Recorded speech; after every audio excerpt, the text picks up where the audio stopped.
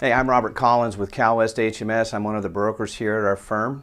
Today I'm going to talk to you about some tips that help you avoid an eviction. First, I think it's important to understand what an eviction is and what an eviction is not. A lot of people come to me and say, hey, I was evicted from my last property, and it turns out they were just given a notice to vacate. To clarify this, an eviction is an unlawful detainer. This is a public record. This is something that's done in a court. It takes about a week to serve the notice and go through that whole process, and an unlawful detainer is the first step in the eviction once the 3-day notice is served. Just to clarify. What is important about evictions is that you want to stay engaged in the process throughout. All right. If the tenant has failed to pay their rent, this is the main way people tend to get themselves into eviction, is they fail to pay their rent. This is the easiest way to evict someone as well. When a tenant fails to pay their rent, it's important that you follow up and stay engaged in the process, that you encourage follow-up from the tenant. Sometimes you can avoid an eviction simply by saying, hey, we don't want to do this. Let's work through this so that we get you back on track and avoid this awful mess of an eviction. An eviction is going to be a public record on their credit for a very long time. It's going to prevent them from having from being able to rent a property. So it's going to be a big thing.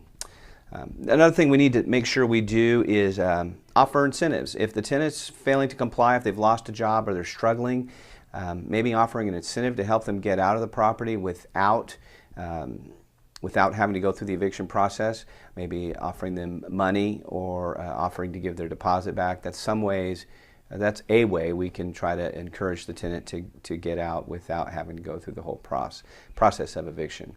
Evictions cost around $1,500 or more, so it's a costly thing. We do want to try to avoid it if possible. It's important too that you be credible in the way that you deal with your tenant.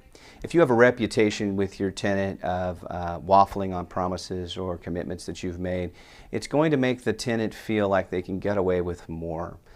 So just letting them know that this is what I'm going to do, and actually doing it throughout their tenancy will help to add credibility. Property management companies obviously do a good job of this because they don't have an emotional stake. But private owners tend to get a little more connected, and so you need to make sure you follow through. When you give them a 3-day notice and they fail to perform, you give them that one final phone call that says, hey, look, we're going to start the eviction process if we don't hear back from you. And if they know your history, they're going to call you back. I mean, at the end of the day, nobody wants to get evicted. We don't want people to have these things on their record or not be able to find a place to live. It serves us all to try to work together and figure out a solution that works for everyone. We hope this works out for you. If you have some problems, you can't get this resolved on your own, you're welcome to call our office. We're here Monday through Friday, 8:30 to 5. We hope to talk to you.